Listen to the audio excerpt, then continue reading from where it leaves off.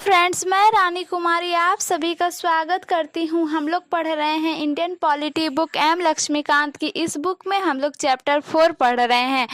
Chapter 4 में है preamble of the constitution. तो फ्रेंड्स, चैप्टर 4 की वीडियो मैंने पहले भी बना रखी है। अगर आपने उस वीडियो को नहीं देखा है तो डिस्क्रिप्शन बॉक्स में उसका लिंक है, आप उस वीडियो को देख लीजिए, जिसमें मैंने इक्वलिटी को, सोशलिस्ट को, फेटर्निटी को, डेमोक्रेटिक को, रिपब्लिक को पढ़ाया है।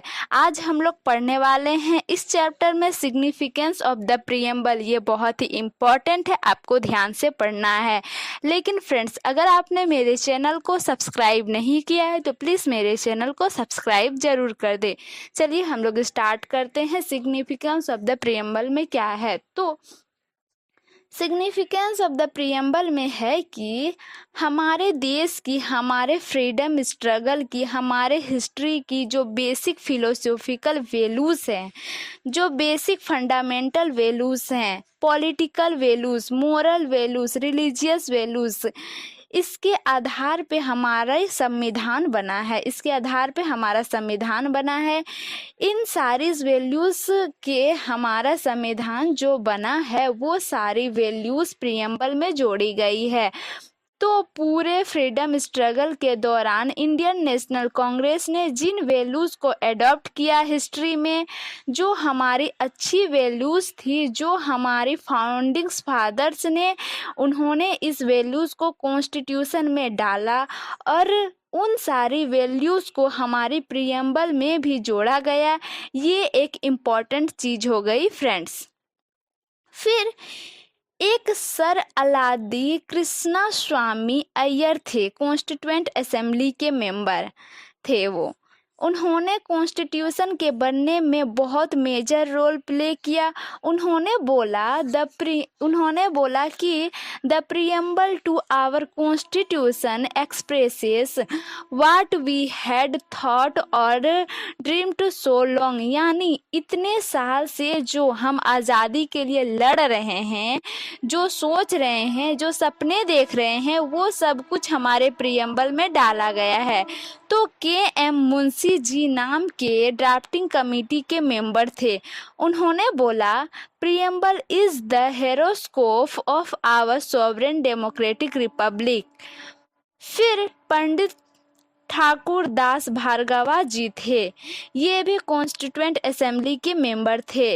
इन्होंने बोला preamble is the most precious part of the constitution. यानी कॉन्स्टिट्यूशन का सबसे प्रीशियस पार्ट ये preamble, and it is the soul of the constitution, it is a key to the constitution. तो ये सब बातें बोली गई पंडित ठाकुर दास भार्गवा ने। फिर बहुत सारे और लोगों ने बोला है। फिर सर अर्नेस्ट बेकर करके डिस्टिंग्विश्ड इंग्लिश पॉलिटिकल साइंटिस्ट थे। वो प्रीएम्बल से बहुत ज़्यादा इन्फ्लुएंस थे। वो इतने ज़्यादा इन्फ्लुएंस थे कि उन्होंने अपने किताब की ओपनिंग टेस्ट जो है उसको ओपनिंग टेस्ट वो प्रीएम्बल रखा है। तो प्रीएम्बल इतना इम्पोर्टेंट क्यों है ये तो आपको समझ में आ गया फ्रेंड्स। चलिए अब हम लोग देख लेते हैं preamble as a part of the constitution. यहाँ पे एक कंट्रोवर्सीज की बात करते हैं। एक्चुअल कंट्रोवर्सीज, क्या अब इस चीज पे प्रॉपर डिसीजन आ गया है? तो फ्रेंड्स, हाँ, अब इस चीज़ पे प्रॉपर डिसीजन आ गया है, पर बीच में इसको कुछ प्रॉब्लम हुई थी। देखिए, बेरूबारी यूनियन केस 1960, ये केस बहुत इम्पॉर्टेंट है फ्रेंड्स।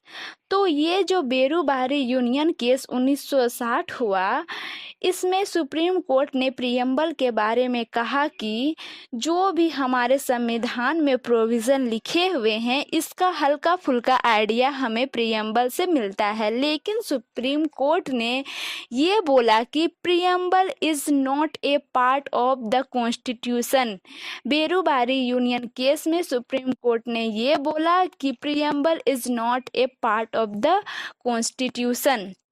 यानी कि सुप्रीम कोर्ट यहाँ पे बेरूबारी यूनियन केस में ये मान रहा है कि जो हमारे संविधान के प्रोविज़न हैं, उन प्रोविज़न की जो कुंजी है, वो जो आइडियाज़ हैं वो आपको प्रियम्बल से मिलेंगे। और मान लीजिए संविधान का कोई ऐसा आर्टिकल है जो आपको क्लियरली समझ में नहीं आ रहा है, इंटरप्रिटेड नहीं कर पा रहे हो, तो प्रियम्बल्स में जो भाषा लिखी हुई है उससे आप हमारे कॉन्स्टिट्यूशनल आर्टिकल्स को थोड़ा बहुत इंटरप्रिटेड कर सकते हो।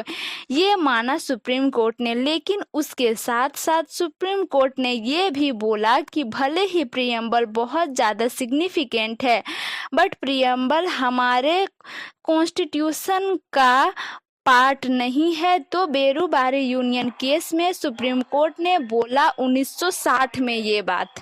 फिर preamble is not a part of Indian constitution, तो ये एक बहुत बड़ी बात बोल दी थी सुप्रीम कोर्ट ने बेरूबारी यूनियन केस 1960 में। सुप्रीम कोर्ट ने बोला कि कॉन्स्टिट्यूशन के प्रोविज़न को डिसेफर करने में प्रियम्बल का बहुत बड़ा रोल है, लेकिन इस चीज़ को पलटा गया था केशवानंद भारती केस में। इस चीज़ को पलट दिया गया था, पूरा पलट गया था। इस केस में सुप्रीम कोर्ट ने साफ साफ बोला कि देखिए, जो बेरूबारी यूनियन केस में जो बोला गया था कि preamble is not a part of the constitution, ये गलत है। साफ साफ बोला केशवानंद भारती केस में सुप्रीम कोर्ट ने कि प्रियम्बल बहुत ज़रूरी है and preamble is actually A part of the constitution. तो केशवानंद भारती केस में आप ध्यान रखिएगा फ्रेंड्स, ये बोला गया कि preamble is a part of the constitution Kesavananda Bharati case में। तो 1960 के बेरूबारी यूनियन केस में बोला गया था कि नहीं है प्रियम्बल कॉन्स्टिट्यूशन का पार्ट, और 1973 के केशवानंद भारती केस में बोला गया कि प्रियम्बल कॉन्स्टिट्यूशन का पार्ट है। फिर आगे एक और केस आया फ्रेंड्स, सुप्रीम कोर्ट ने आगे जो और एक केस आया ना, LIC का केस आया।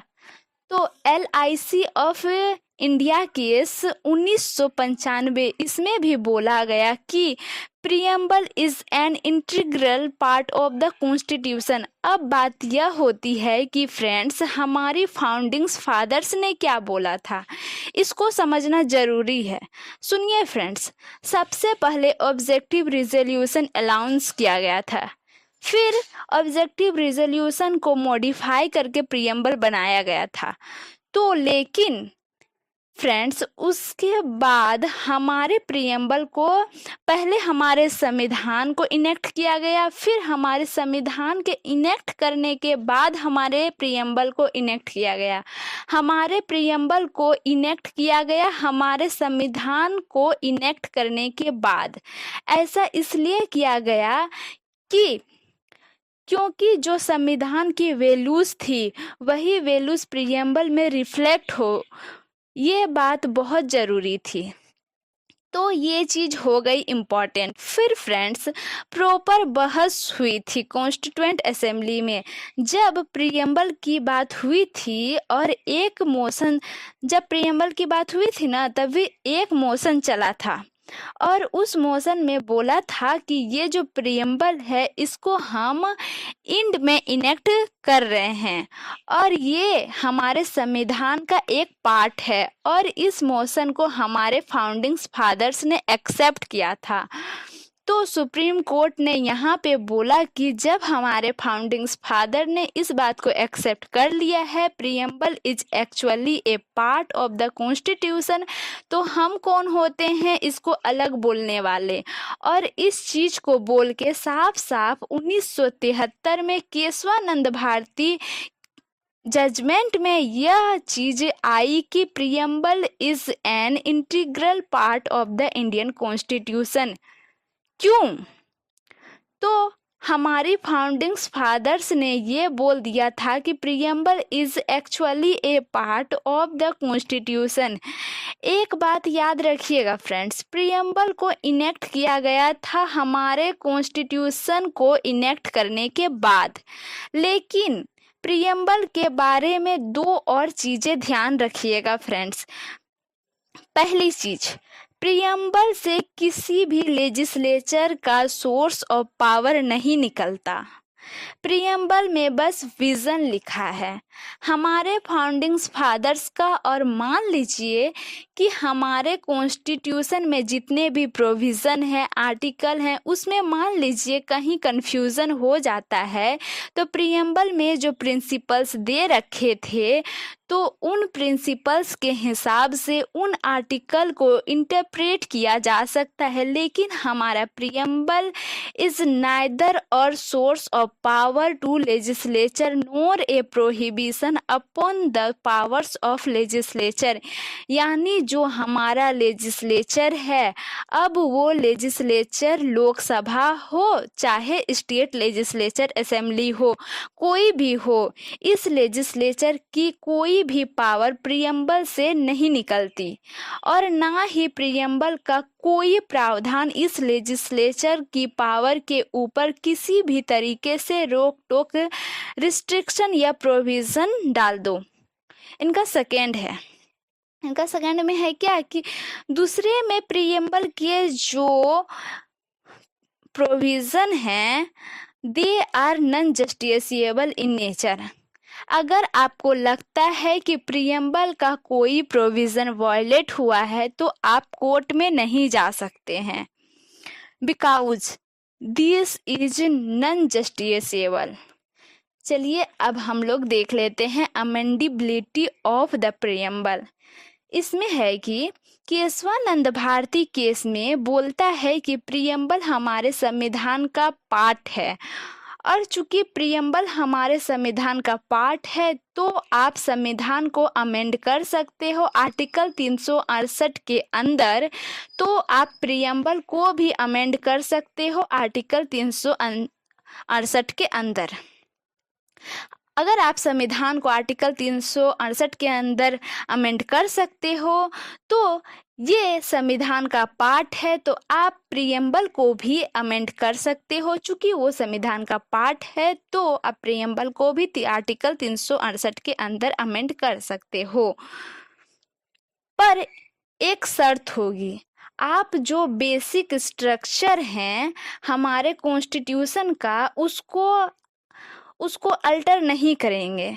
ये बात केशवानंद भारती केस में क्यों बोला गया, तो देखिए फ्रेंड्स, केशवानंद भारती केस में सीधे सीधे बोला कि हमारे संविधान को बनाते वक्त हमारे जो फाउंडिंग्स फादर्स थे इंडियन कॉन्स्टिट्यूशन के, उन्होंने कुछ बेसिक वैल्यूज़ को जोड़ा था। उन बेसिक वैल्यूज़ को आप नहीं निकाल सकते हमारे संविधान से, और उस बेसिक वैल्यूज़ को आप नहीं निकाल सकते हमारे संविधान से, और उस बेसिक वैल्यूज़ को आप अमेंड नहीं कर सकते, और आप उन बेसिक वैल्यूज़ को हमारे प्रीएम्बल से भी नहीं निकाल सकते, ये बोला गया केशवानंद भारती केस में। लेकिन आप बाकी चीज़ों को निकाल सकते हो, अमेंड कर सकते हो आर्टिकल 368 के अंदर।